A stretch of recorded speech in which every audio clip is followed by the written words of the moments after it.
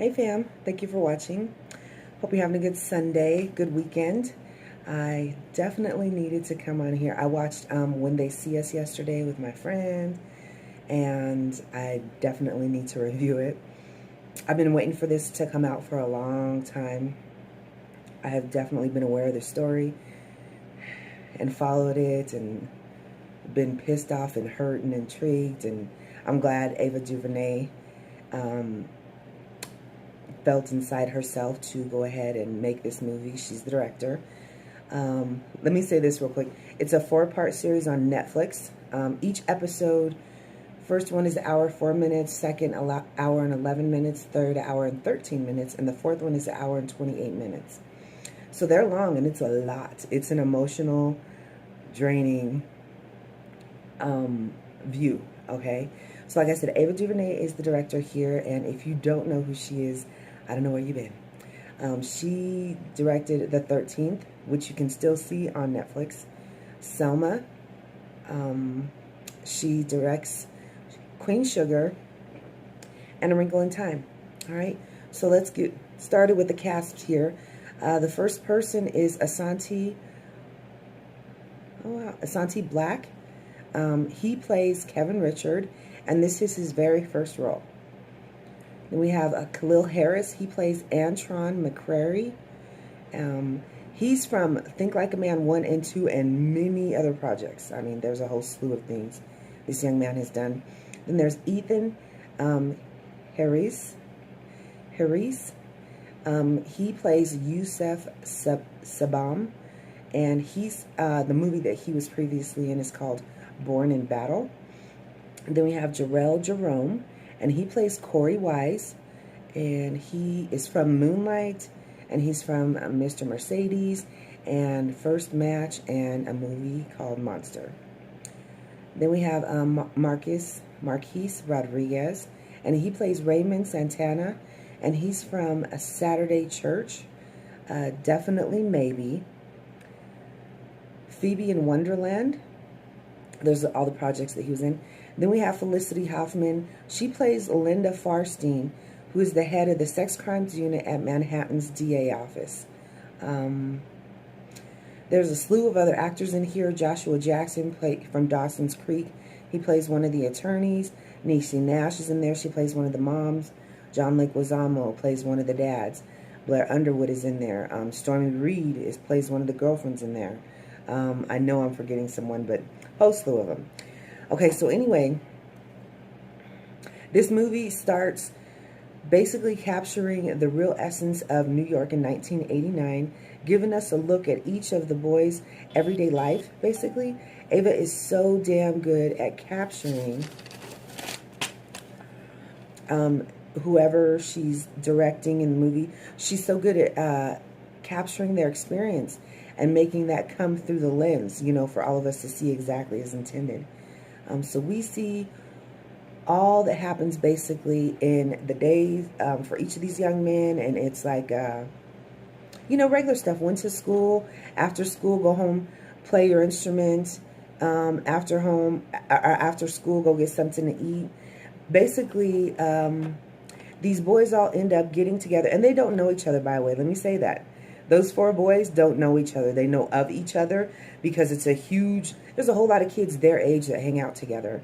And that particular night, that pack had to be of 20 to 30, I would guess, young men that went into Central Park and were walking around playing, being dumb, doing stupid, foolish stuff the young boys do. At one point, a couple who were riding on bikes went past them, and they like sort of pushed them. They were messing with them a little bit, but it was nothing like life-threatening or anything crazy. And then at another point, there was I would guess this guy, he looks like a white homeless guy to me, and a couple of the guys in this group of guys actually beat up this guy. They did. I'm like, that's the worst thing that they showed happen, you know, as far as everything that the boys were involved in that evening. And then the next thing you see is the police pulling up because, of course, I'm sure either the couple who they messed with or the homeless guy, you know, called the police, so the cops showed. So they're all running. They all take off running from the cops. And they're running quite a bit from the cops that night in the park. And at one point, you see one of the youngest boy. He's 14. He looks the youngest. Let me say that. He's shorter than everyone, and he has the youngest looking face. This young man,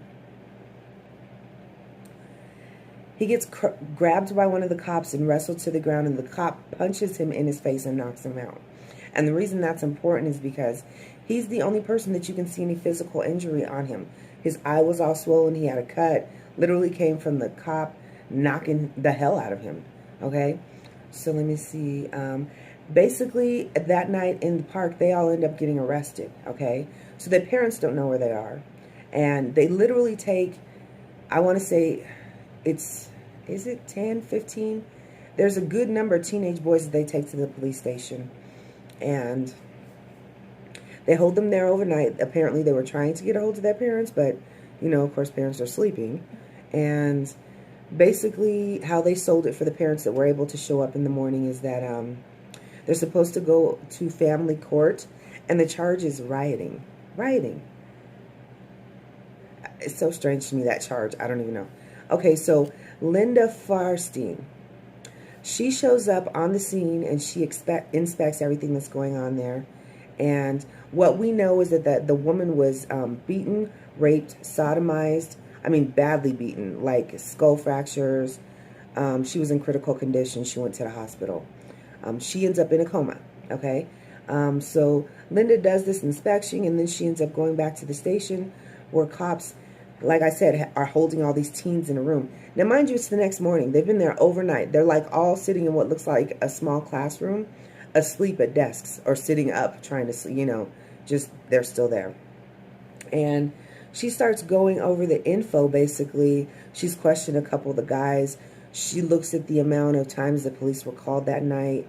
She's trying to come up with some timeline. And what she decides is that those boys who are in that room are not witnesses. They're not witnesses. Those are our suspects. Those boys did this to this woman. And she did this all in her own head. No one brought evidence to her that said so. No witness showed up and said they did that. This was all her doing, okay? So she starts going over the info and decides that since these boys are there, that they must have done it, and starts piecing together her version of things. She even fights another DA. There's another DA from another precinct that shows up there for the case, because basically she's had time to put her little scenario together. And she fights this woman who just shows up for it. And they have to take it to a judge, and the judge leaves it to him, and she ends up getting it, okay? So she gets all the detectives in the room, and she arms them with her false narrative here. She's got all these Post-its around the pond in Central Park saying they were here doing this at this time, this time, this time, and then they raped her here. So she's convincing all of them of this, and she immediately, while she's doing this, she's referring to these boys, and they're boys, okay? Those are boys, young men. She refers to them as animals, wild animals. The police work that she didn't even understand had them described as wildin'. That's the word that was used, like wildin' out. That's what the cop put in his report. When she asked him what that meant, he had no idea. A term he heard used, but had no idea. Freaking idiot. Okay, so anyway, she wants them interrogated. And she says she wants them interrogated with gloves off. These animals raped that woman. She's like, gloves off and treat them as adults. That's literally what she's saying here. So they are questioned, number one, without parents, and number two, without an attorney, okay? Everyone was questioned without a parent first, okay? Then a couple parents did show up. John Leguizamo's character shows up, and he comes in there with his mother. And he's freaked out, you know, because his son is there. He finds out what his son has been arrested for, this riot thing. And he's like, okay. They're like, we need you here with your son so we can continue to question him. And he's like, well, I got to go to work. I'll leave my mom, but she doesn't speak English. And they're like, we have an interpreter. His mom ends up becoming completely, she's not at all useful. Let me see. The parents that are there are threatened or can't, as I said, speak English. The parents show up, and after these kids are intimidated for over 18 to 24 hours, 18 to 24 hours without breaks, without food. I mean, no break. They're just going in on these boys. And I mean, beating on them. I mean, slamming their hand out. I mean, just, it's unbelievable the way they're treating these boys. So they planted stories with intimidation to these kids, including names. What I'm saying is that these boys do not know each other.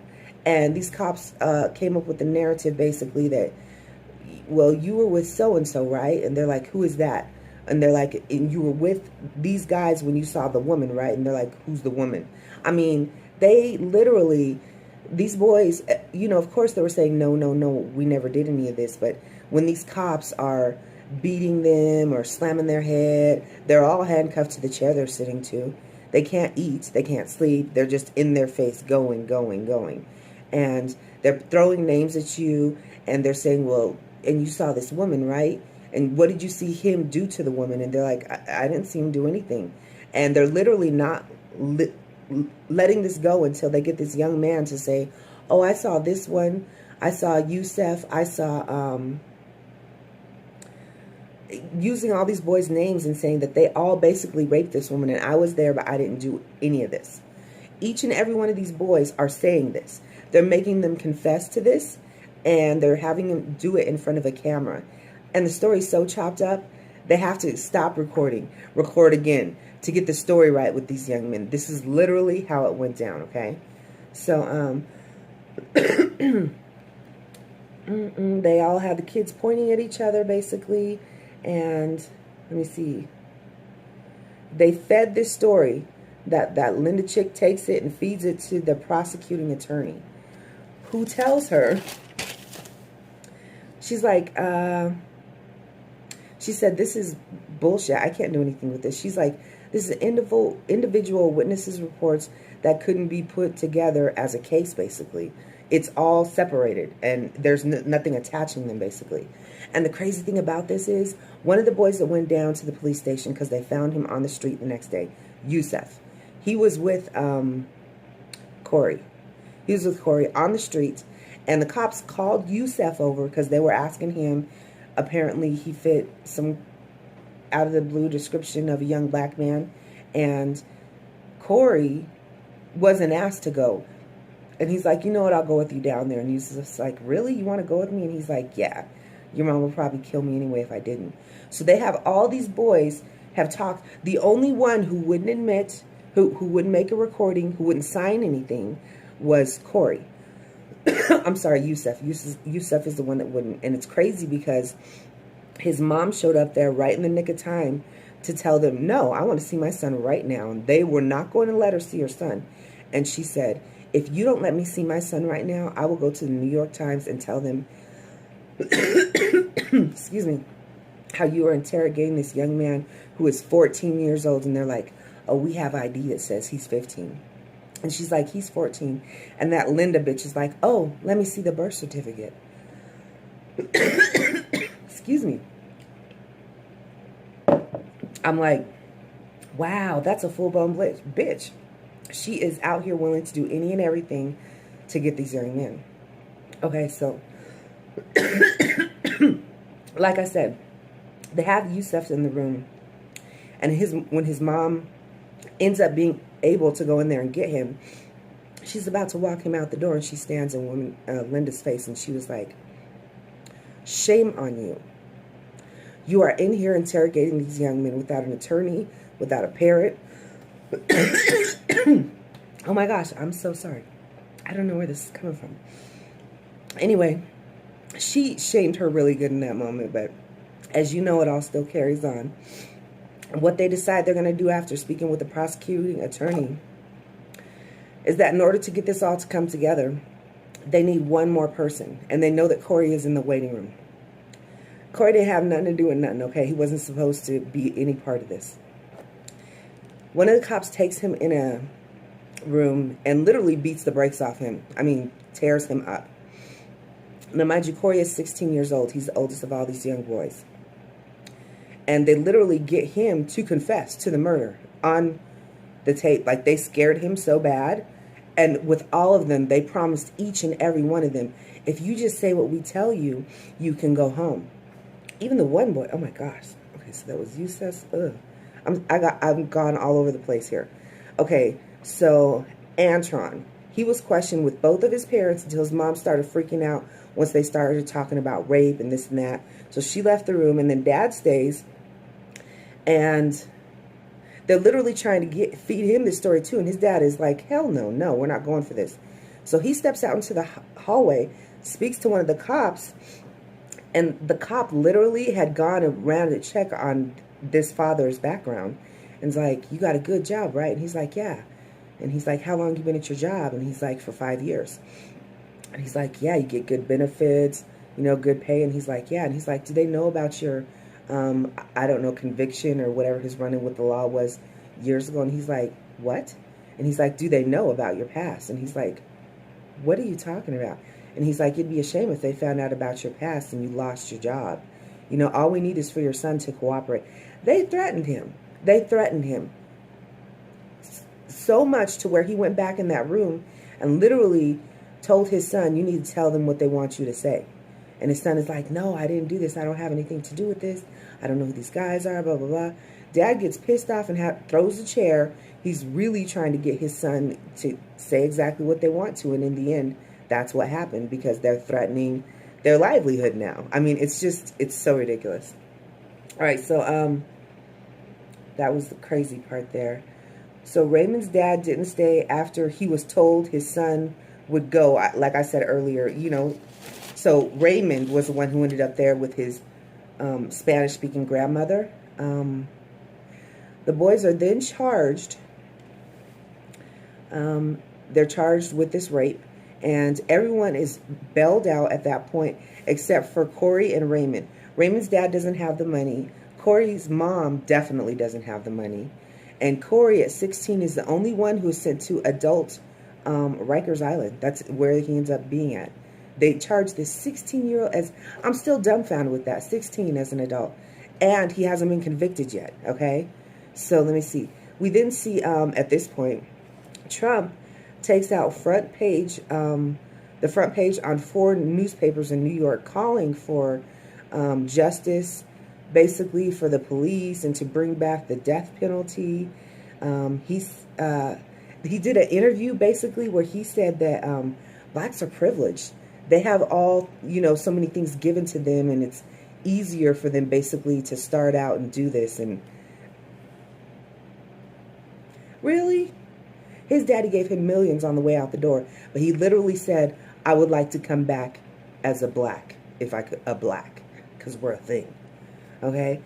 So then we see court begins, and since the prosecution couldn't make their tape confessions work out without major editing, they split the trials into 2, basically. This is so crazy. This is how far they went to try to make these boys look some kind of way. All right? So the most damning evidence that took place during that trial was the woman. The woman who was raped. When she walked into the courtroom, she could barely walk. It looked like she had some kind of problem with her arm. She was very slow walking. And they got her on the stand and asked her, you know, what problems she has. And she said that she had a hard time walking. She had some kind of nerve damage. She lost her ability to smell anything. And that one, ooh, Lord. I'm like, and the crazy thing here is she has absolutely no recollection of the attack or the events. Nothing. She doesn't know who did it. And that's another thing here too, you guys. She herself could not tell the police, no, that's not who did that to me. Yes, this is who did. She couldn't even tell him. And they grabbed this story out of nowhere and ran with it. Anyway, the prosecution found a sock with sperm on it, basically. And they didn't share with the defense the outcome when they did the testing on it. They just said that, oh, they gave him some sham response, basically. Okay, so this discovery, well, this wasn't discovered by the defense until they were questioning the expert on the stand. And basically he said that they did complete the, they said it was inconclusive. That's what the defense was told. When they had the expert on found, he said, oh, it was conclusive. And at that point he said, does it match this defendant? And he's like, no, this defendant. He said it does not match any of the defendants there. So the only piece of physical evidence that they have is DNA, which is stamp proof. And it belongs to someone else who's not even there. That's the only physical evidence. Not to mention the fact that the woman who was attacked, she had been jogging in this long sleeve white shirt. They pulled the shirt up, when she was on the stand and asked her. It was so drenched at that point. It was in a bag. It was like a deep dark burgundy color. And she had to tell, the jury that shirt was white. There was so much blood covering this woman because of her serious head injuries, and not a drop of her blood on any one of the boys or any of their clothes. I mean, absolutely nothing. That is amazing to me. I just really don't get it. Okay, so it became clear that no matter how bullshit the evidence was, that the boys would be found guilty. And they were, okay? All the boys, except for Corey, are taken to juvie at this point. And we see how them being in jail, locked up away, we see their families are affected. Their visits and the phone calls. You see that. What you do see is that all these boys tend to have a cloud of love around them. All the boys have a cloud of love around them, except for Corey. Well, actually, they don't even say anything about Corey in here. They'd lost touch with him because he's in a grown Rikers Island, and they're all in juvie. They're having like a cakewalk at this point compared to what he's going through. Okay, so they all get out as grown men here, basically, because they all served between 7 and 14 years. Okay, so except for Corey, like I say, they lost touch with him. He gets it the worst out of all of them, basically. With next to no visits, no money on his books, and then attacked. They beat the hell out of him, and I'm sure he was raped. I'm sure he was. I believe they were very respectful in how they presented this, for obvious reasons, but I definitely believe that he was. Solitary ends up becoming his best friend as far as being able to be protected. So that's exactly where he goes at. And you literally see him go crazy during this.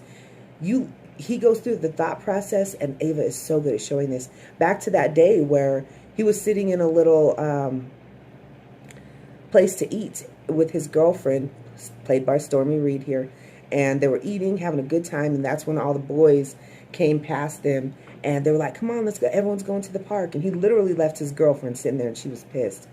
But in his dream, in his mind that day, he told them no, and he stayed with her. And he was living this out in his mind, and it was literally what kept him going. That and the kindness of one guard, basically, who helped him out. Who at one point you see the cop bring him this chia pet, and it's like really beautiful moment. Anyway, we see him get out. We see him get into a fight the day before he's going to the parole board. And then we see him in front of the parole board, basically. And because he refuses to admit a crime that he did not do, they will not release him. They show him going back to parole. He can't do it. He's like, no, I'm not going to admit to something I didn't do.